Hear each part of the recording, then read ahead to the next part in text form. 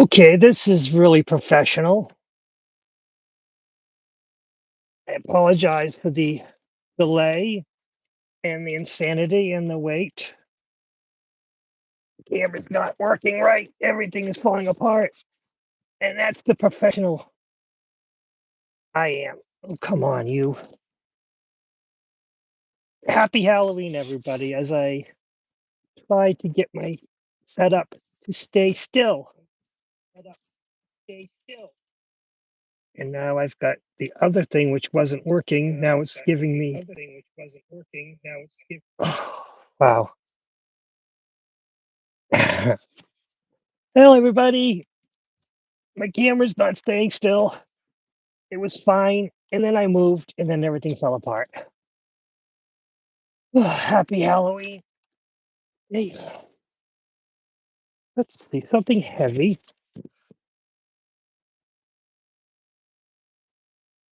Why won't you stay? You were fine.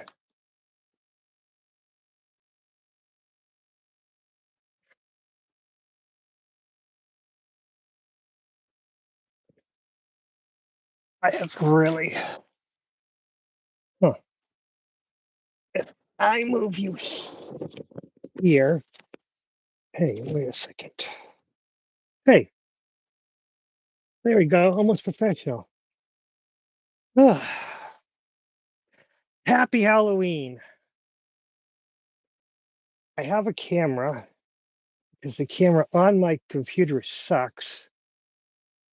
Can you guys hear me? As long as you can hear me, then things are working out fine. No, I got tricked by myself. All the technical problems I have is all my own doing, or expecting things to work as planned.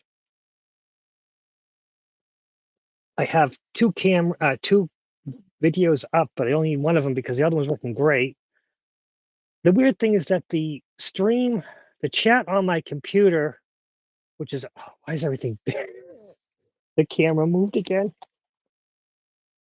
Oh my god, I just did everything wrong again. Trick or treat. Wow, I am so bad at this. Hey, here, okay, I'm not gonna move anymore. Happy Halloween, everybody. As I tried to get myself into some form of relaxation as everything felt, I had everything ready 2 hours ago. That was my problem, being ready too early and then trying to go live.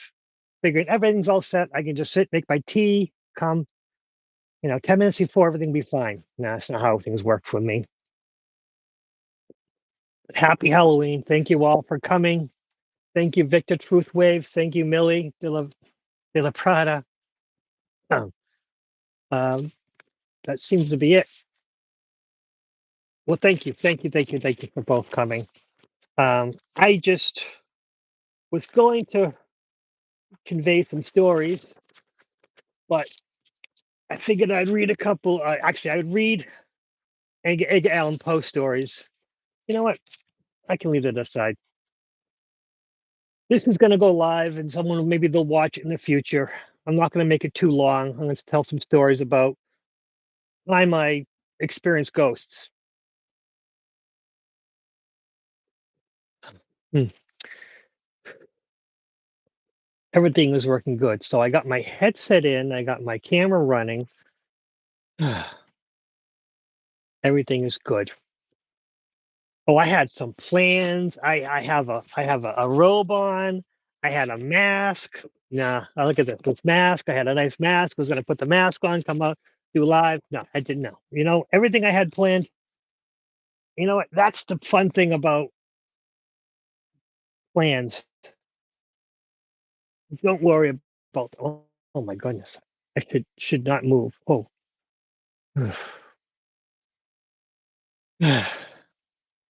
Don't make plans because the spirits will try to change them for you. Ah, got my nice tea. My Huguan tea, which is very roasted. It's barbecue tea, but I love it. The best way of drinking tea that without sugar is to actually have something with a lot of taste to it. But that's how I feel. My wife likes green tea. I like dark tea. But my wife also drinks coffee, which I can't stand coffee because it's too much. But it is what it is. Life is about different experiences. Oof. I'm going to start out with The Spirits of the Dead by Edgar Allan Poe. I'm just going to read that. If I read this, then I'll be calm afterwards. And then we'll go from there and I'll tell my stories about my experiences with ghosts. The Spirits of the Dead by Edgar Allan Poe. Thy soul shall find itself alone, mid dark through the gray tombstones, not one of all the crowded to pry into thine hour of secrecy. Be silent in that solitude, which is not loneliness, for then the spirits of the dead who stood in life before thee are again. In the death thee around in thy will shall overshadow thee. Be still. The night thou clear shall frown. All the stars shall look not down from their high thrones in heaven, with light like hope to mortals given, but their red orbs within them shall beam. To thine weariness shall seem as a burning in a fever, which would cling to thee forever. Now art thou shall not banish. Now are visions nearer to vanish. From thy spirit shall thy pass, no more like dewdrops from the grass. The breeze, the breath of God is still. In the mist upon the hill, shadowy, shadowy, yet unbroken. It is a symbol and a token. How it hangs upon the trees, a mystery of mysteries. Okay, that was Edgar Allan Poe to kind of get me in the spirit. Thank you, thank you, thank you. Oh, there are 4 people watching now. Lori Elderkin, thank you for coming, Lori Elderkin. Whew, I apologize. I was prepared, but then caused myself to be not prepared. Oh boy, Black Raven Meditation. Thank you, thank you, thank you for coming. Thank you all so much for coming to my little chat, I guess. I know that I need to do more lives because I do all these shorts, and the shorts really don't light off. The shorts really don't do really great. You need to go live with people our age. And I've been told that the better kind of videos for people our age and our X generation are just the ones just vlogging and discussing and telling about our lives. They do much better than the shorts. And I have to get out of the shorts and do more lives, at least once a week. It's got to practice. You got to get, I'll get the cobwebs knocked off. Okay, so I was born in a house that had like 8 acres, and on the front section next to the street was a cemetery. And the weird thing is, I grew up with a cemetery in my front yard. It was a farm, but in the front yard was a cemetery. And it was probably about a quarter mile from the house itself. But it was one of the things where it was a normal part of my life to have a cemetery. But also part of my life was seeing things that other people couldn't see. And when I was a very young child, probably about 3 or 4, I had a friend, an imaginary friend. And that imaginary friend would tell me things that really disturbed the adults. Oh, thank you, George Dilly. Thank you for coming. So he would tell me stories or information, and I would tell the adults. And being 3 or 4, I would say things that a 3 or 4 year old child should not know. And the problem is that my spirit friend, or my imaginary friend, was probably maybe twice my age, maybe around between 8 or 10. That's what, he was a bigger child, but again, he was not there for others to see. And so, unfortunately, me hanging around with this imaginary friend telling me information that children should know. And initially, I guess the adults thought that I was getting information from just being a child and absorbing and just repeating it.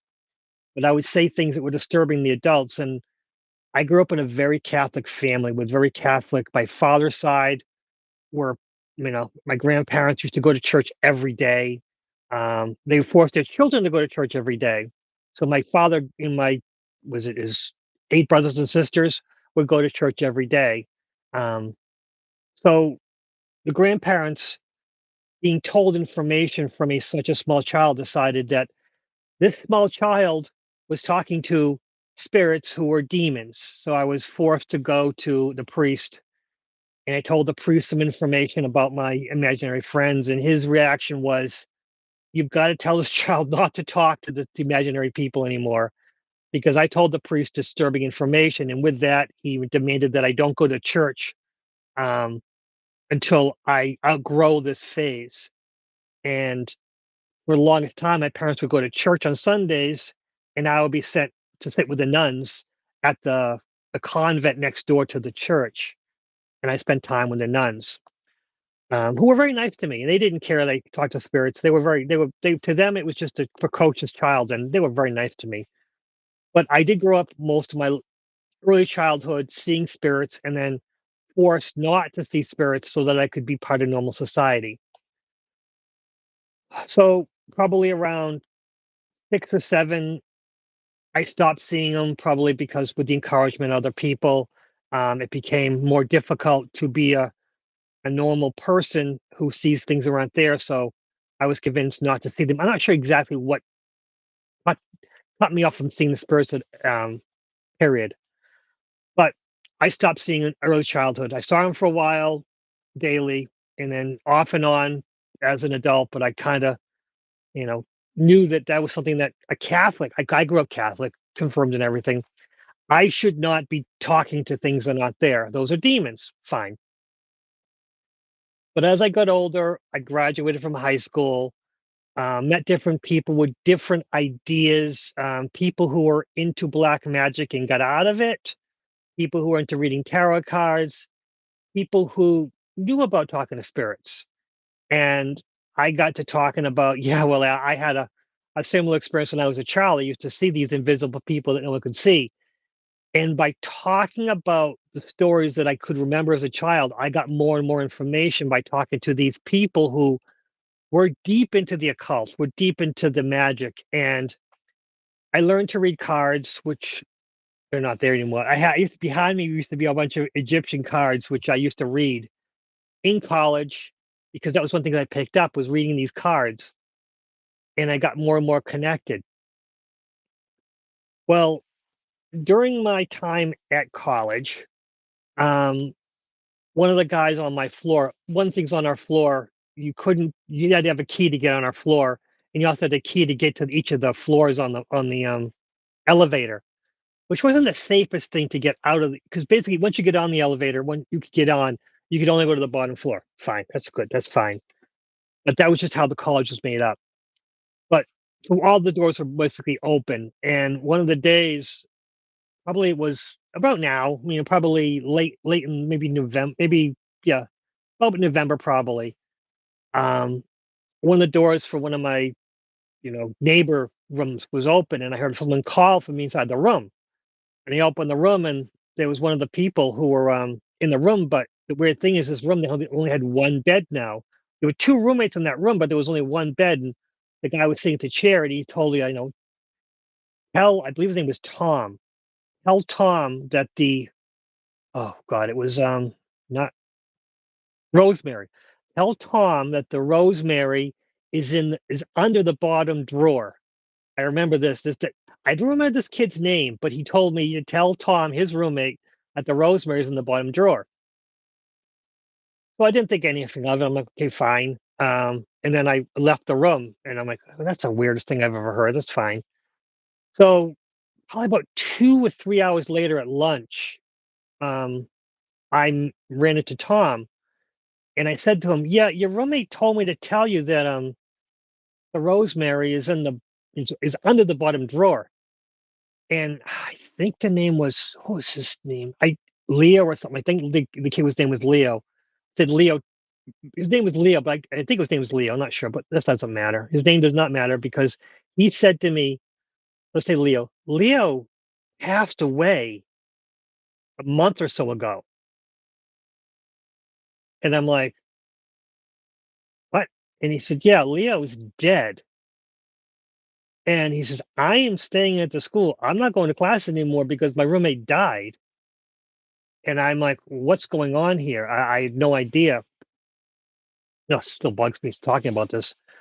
Um, and his reaction was, what are you doing? Why are you messing with me? And I'm like, I am not. I swear that I saw Leo in the room sitting in that chair. I thought it was weird. There's only one bed. Um, I mean, because I guess once he passed away, they emptied half the room. I don't exactly know what going on when one of your roommates passed away, but that's what happened. And so, well, a week later, he came to me and said, sat down in my room and said, "Yeah, you're right. There was rosemary under the bottom um, drawer, but it wasn't rosemary. It was marijuana." But it was is they had secret code words because they were experimenting with drugs, and I guess he passed away from ingesting cocaine or something. And something happened where they were experimenting with drugs, and he passed away. And um, in his room was some marijuana, and his ex roommate, his dead roommate, wanted to tell him the story about that the marijuana was still in the room and that he didn't steal it or didn't bring it, whatever happened. And from that dog, Tom never even told me after that, anyways, because he would tell other people, and other people were kind of creeped out by me. Um, because I could see dead people, or it was a weird time in college. But that was I did 1 year at that college, and then I moved on to a different college because it just got too weird for me because I wasn't able to focus, and I wasn't able to experience. I was coming into my new powers and not knowing what to do with them, and that was a weird time in my life. So about a little while later, um, I moved back with my parents because I was having trouble in college. Would you do sometimes, and you move back with so I was doing I was commuting to college, and I had a girlfriend, and she was in my room, and I was writing a short story about ghosts, and she saw it, and she was reading it, and she's like, "Oh, you believe in ghosts?" And I'm like, "Well, and we got to talking, and she was one of those women who loved horror stories, but not the normal horror stories, the slasher kind of horror stories and the serial killer kind of horror stories, things that I wasn't into. But she was still interested enough about the ghost to talk to me, and I said, "Yeah, well, I told her about that in college. I saw a kid who wasn't there. His roommate had passed away, and I saw him, and it was interesting." But then I went into that when I was a kid, that I had a imaginary friend who was actually a ghost who passed away, and turns out he's buried in the graveyard on the land, which is left that out. But in the cemetery, that my imaginary friend had drowned in the river that was behind my house, and he was buried in the graveyard on the same land. So the land that I grew up on had a cemetery and was haunted. The land itself was haunted. The house wasn't that old. The house was built in the 70s, but the land itself was very haunted. So I was telling her about the story, and she's like, "Yeah, you're just messing with me."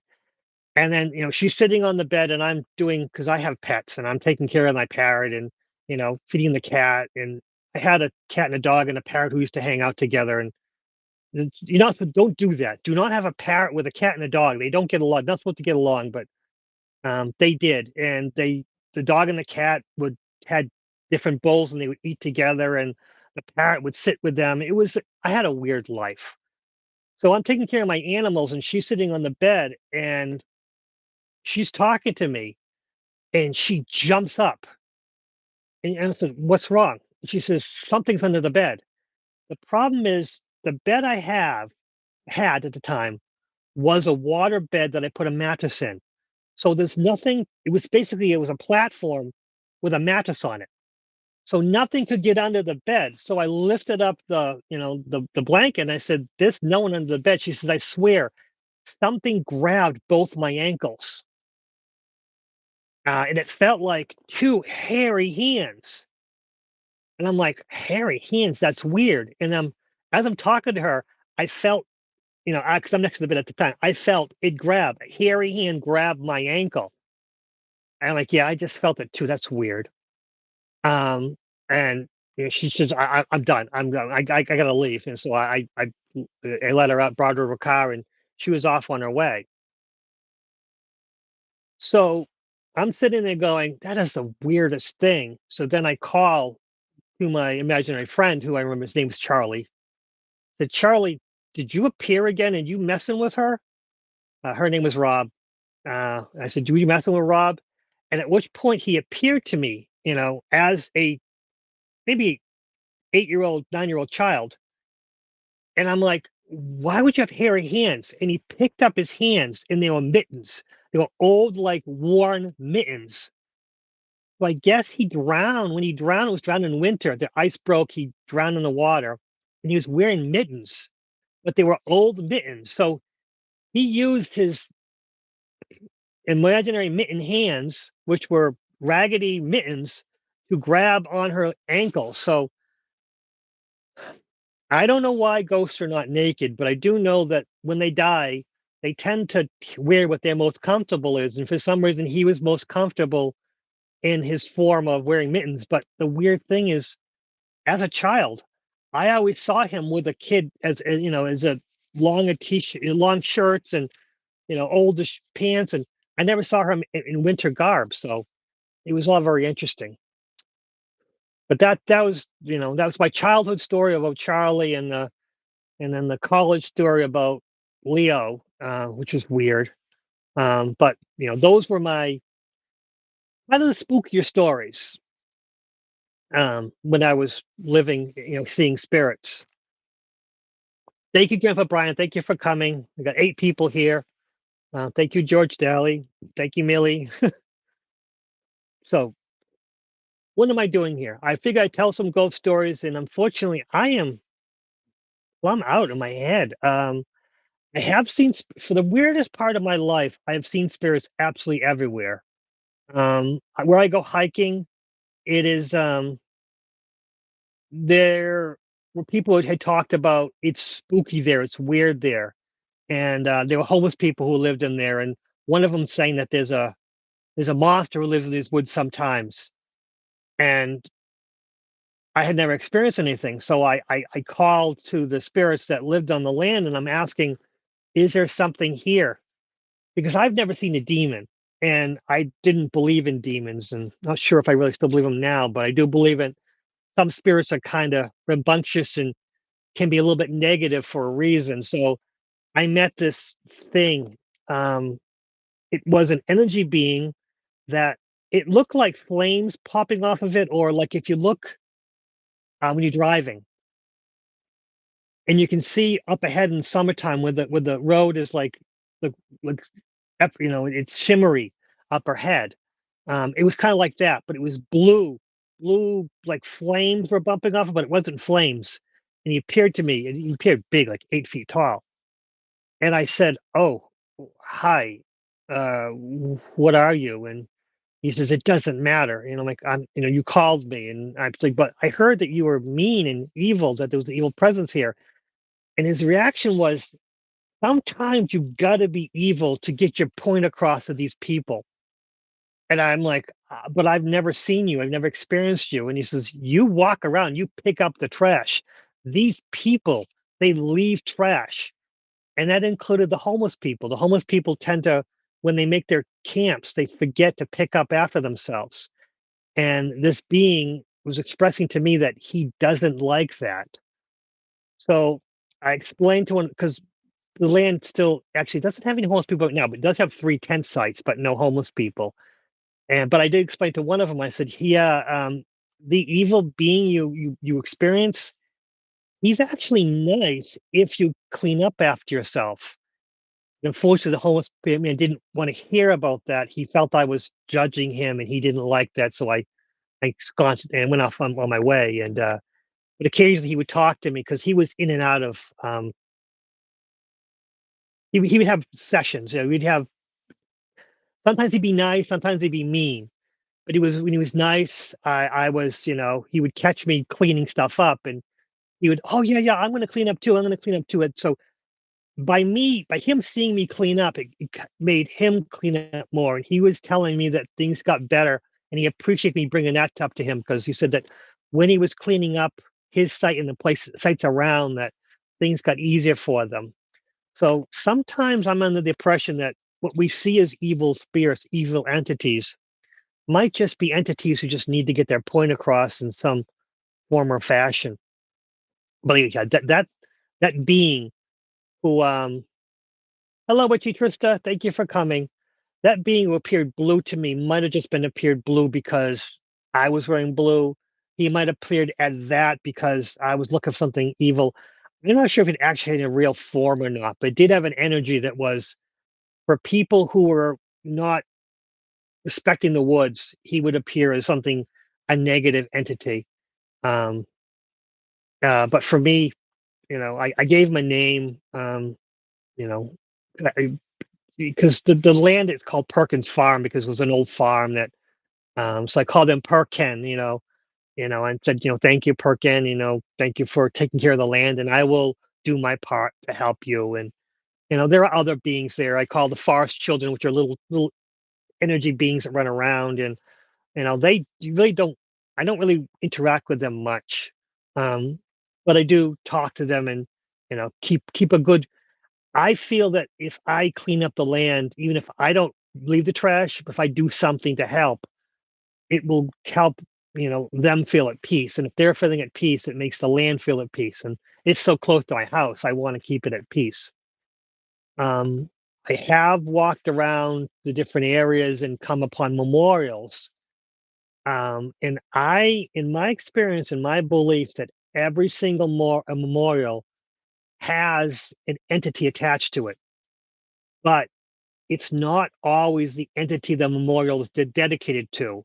There are World War I memorials with beings attached to it, but not World War I soldiers. And it took me a while to figure that one out, but I eventually got a hold of a spirit who was willing to talk to me about it. And his exact reaction was, do you see this memorial? It has flowers on it. It has a flag on it. That means people are taking care of it. People are putting energy into it and caring about it. And that care is something that some spirits crave. Um, there are so many spirits around that just want energy. And if you give, there are some spirits that will crave loving, compassionate, joyful, favor energy. And then there are other entities that will crave fear, anger, sadness.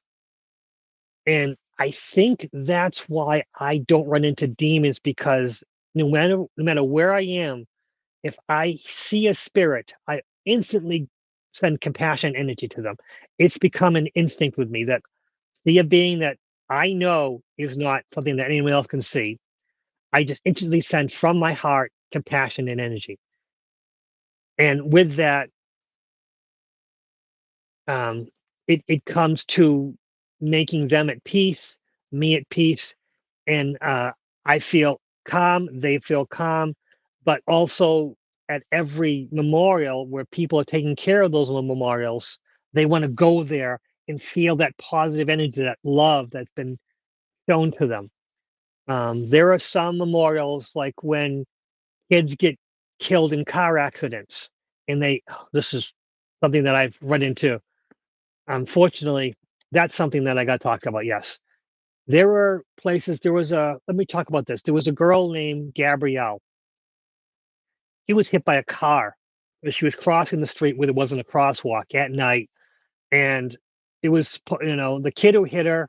He was never charged, and it turns out no one talked about this, but from talking to her, she was texting on her phone, texting across the street, wasn't paying attention, and she was hit. but no one talks about that. It's nowhere about that. But for a long time, she was telling me that she wanted, um, they made a crosswalk that was dedicated to her. You call it, it was Gabby's crosswalk, and she hated the name Gabby. Gabby was her childhood name. Her name was Gabrielle. That's what she tells me. I'm not telling her parents that. I'm not getting involved with that part. But she wanted a sign put on her crosswalk. Don't, get off your cell phone. And every time I put the sign on there, someone would remove it. And so I tried, but she's still stuck there because where the crosswalk where she passed away, which again, it was the crosswalk was made after she was killed or she died. They still have a altar to her. Every season they put flowers on there. They put little puppets and stuffed animals and figures and candles for her there. And she's stuck until they let her go. Her parents will not let her go, and they keep thinking about her, and she feels bad that they miss her, and she feels responsible for getting herself killed. So she's stuck there. But with her there and the loving energy from her family, it brings other spirits. So she's not the only spirit who's stuck there, or I think it's more of a choice now at this point. It's been like 7 years since she's been there, and she brings other spirits. So um, with that, she's stuck there because the energy. She feels bad for her parents. Her parents are sad. They still dedicate, the time and the effort to make this altar for her, and they have this crosswalk dedicated to her, and she's not going anywhere. And then I've talked to other people, and they said, "Oh, help him cross over." And I have one rule that I cannot cross over an entity who does not want to be crossed over. I have my spirit guides. I've asked them to come and talk to her to help her cross over. And they're the same way. They're like, yeah, we can't convince her. We've tried, we've talked to her. But for her, here is where she wants to be. She wants to be here for her mother and her father, even though, again, she's at the crosswalk. Her family are about a mile away. But to her, the most important thing she could do is be here at the crosswalk with the other entities who are just sitting here as energy beings, just experiencing it. And the funny thing is that this crosswalk is right in front of a school, and she didn't go. She was just out of high school, and the school that the crosswalk is at is an elementary school. So it's all very weird. But the good thing is that having the energy of these positive beings, these positive entities, it does make the area safer. It does bring. I mean, there's never been any close to accidents in the area. The police don't even patrol it. Police used to patrol that area, but to them, there were other schools that need it much more than that area. And that's the weird thing is that in front of that school is one of the safer areas where other school zones are the police to be there because they're always fender benders and stuff like that. But that's my story of the ghost near my house. Uh, what else about ghosts? I mean, I did go on a ghost walk and walked out because it was an entity that scared the crap out of me.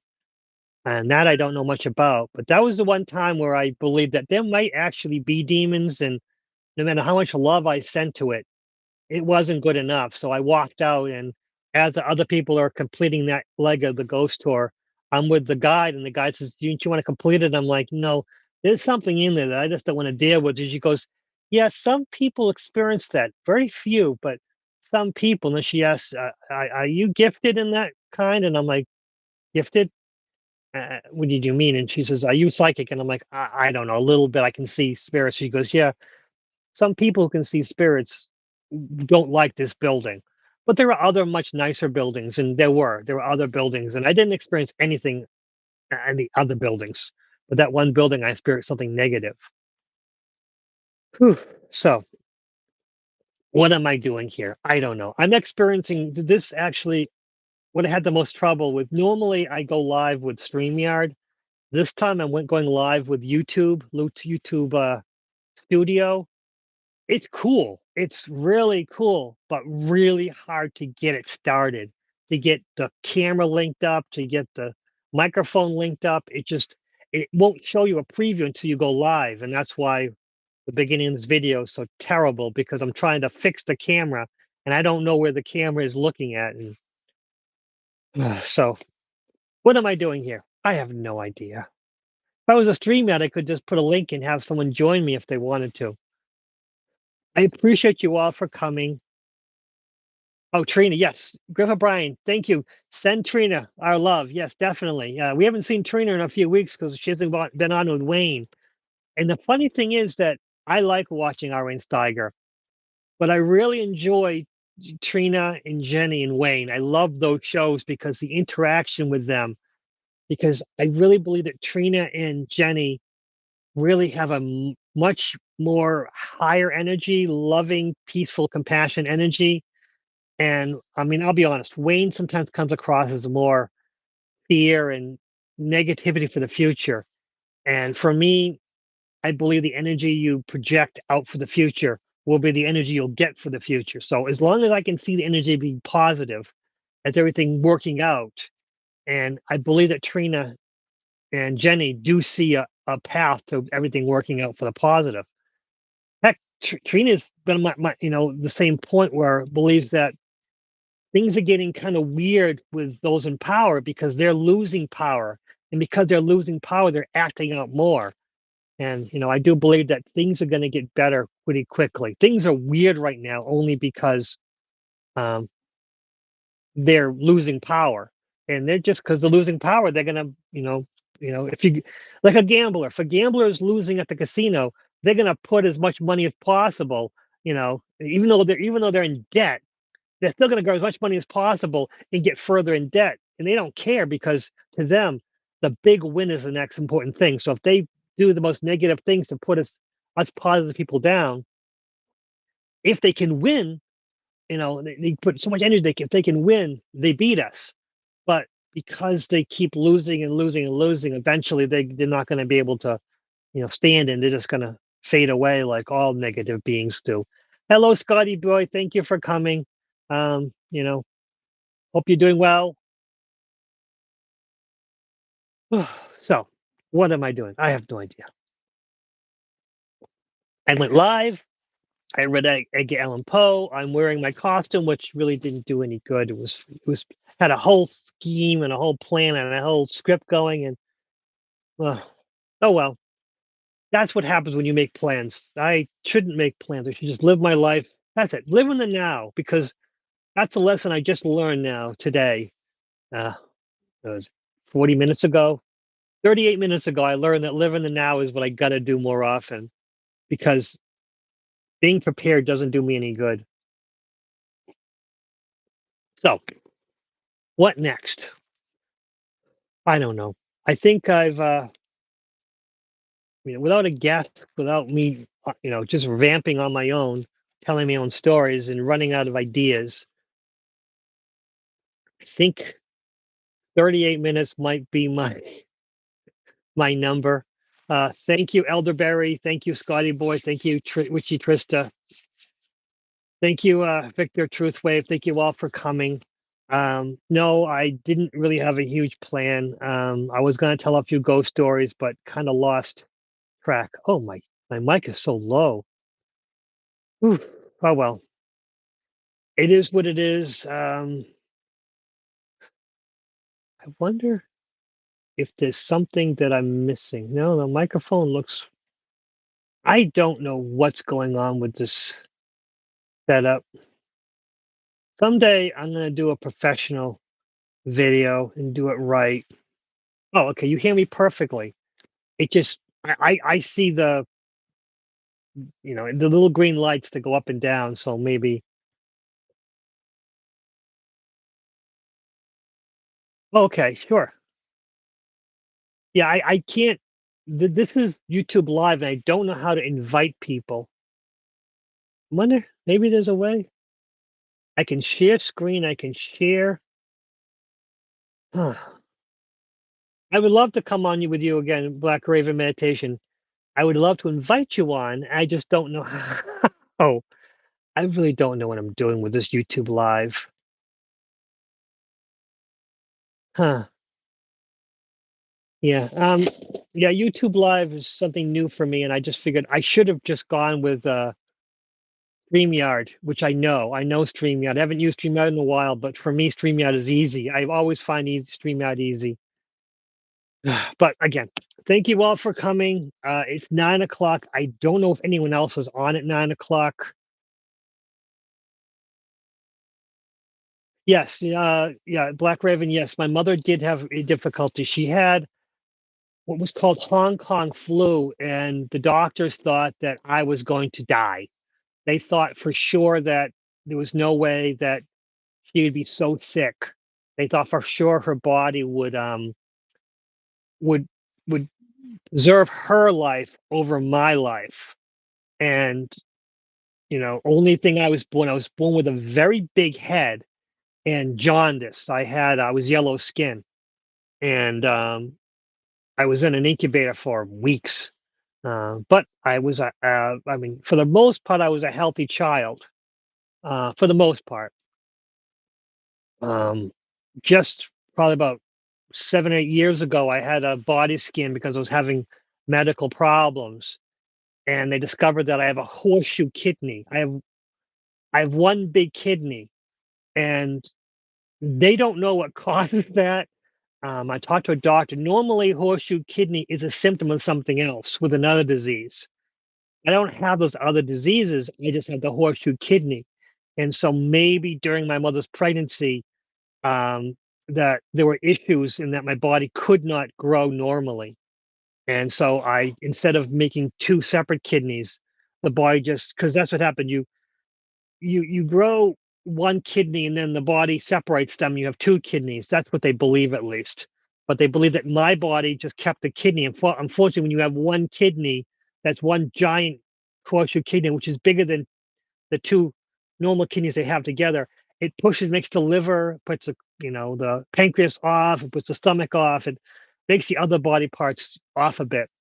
And the horseshoe kidney didn't cause my medical problems, but my body parts being in different places did cause me some issues because I got sick, and then that sickness went in my body and my body didn't react well. And that's when they did a body scan, discovered, oh, you have a horseshoe kidney. It's not the problem, but it's caused some of your symptoms. And all you got to do is just be more careful with your diet, which I'm doing now, I guess. I don't know. I can eat a lot less and still maintain weight, and that's just a weird thing I do.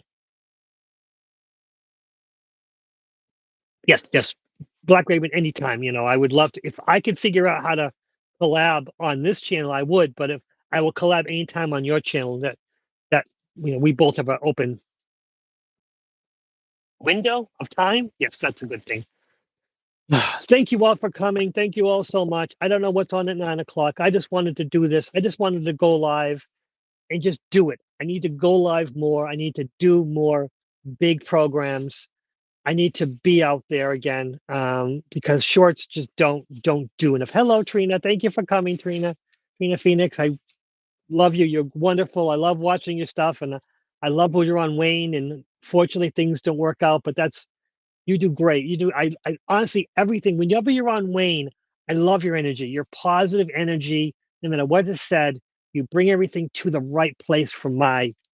Yes, I do have an oversized kidney. Yeah, I don't have two kidneys. I have one big oversized kidney. Um, it doesn't cause any problems. I can't donate a kidney because I only have one big giant one. That's the doctor said also. It's like you can't donate any of your body parts because honestly, they're all messed up because my liver is not in the right way. It still functions normally, but my body, I can't donate organs because they're not normal organs. That also, an AB positive blood, which also makes it more difficult to find me a donor. Someone to donate to. Even my blood, they didn't want my blood because AB positive um, can take blood from anybody, no problem. We don't react to anything. but our blood can't be given to anyone except for AB positive people. So honestly, AB positive blood is worthless, even if they want to collect it. To them, it's like there's no use for it because AB positive, we can take anyone's blood, even O, A, B, anything positive, even actually, no, we can take positive and negative Rh blood. So AB is the universal parasite. Was it O negative is a universal donor, and AB positive is a universal recipient. Wonderful.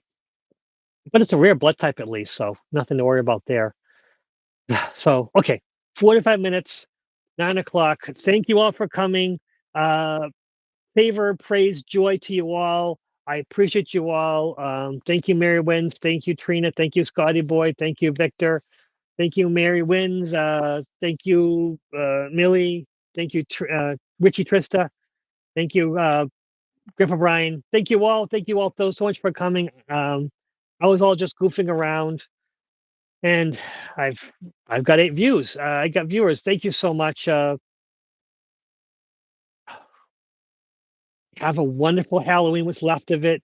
I had absolutely no trick or treaters, and I have so much effing candy from last year because I figured last year I didn't want to run out. So last year we ran out. This year I wasn't going to run out, so I had all this extra candy. And my wife's like, "What are you going to do with all this candy?" And I'm like, "I don't know. Maybe I'll just chase kids down tomorrow, just throw candy at them. That's what I'll do." Hello, Josh. Thank you for coming. I'm just going to end this now because tomorrow I'm going to have to wake up early to throw candy at children. I'm not going to do that, but it's a funny thought. Okay. Good night, everyone. Thank you for coming. Happy Halloween, everyone.